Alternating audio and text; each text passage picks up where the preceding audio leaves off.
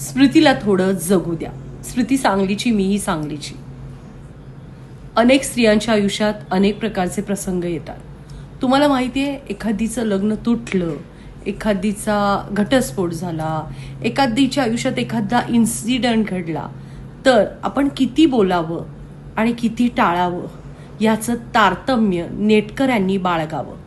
कारण आपल्याला माहिती आहे, एखाद्या मुलीचं आयुष्य मान्य आहे, स्मृतीच्या दुःखात तुम्ही सहभागी होताय, पण त्या दुःखात सहभागी होता होता तुम्ही ज्या पोस्ट करतायत त्या अत्यंत पर्सनल आहेत.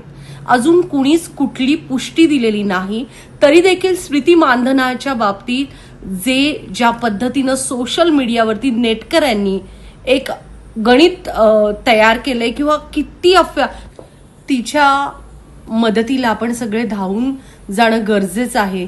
त्याच्यासाठी अजून तिनं कुठलीही घोषणा केलेली नाही, कुठल्याही गोष्टीची पुष्टी दिली नाही. तोपर्यंत आपण कुठल्याही मतांपर्यंत नको पोचायला.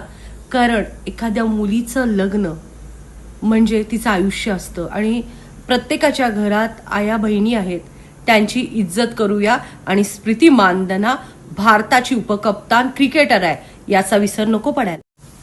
स्मृती मानधनाच्या पर्सनल आयुष्यात नेमकं काय घडतंय आणि काय घडलंय हे कोणास ठाऊक नाही.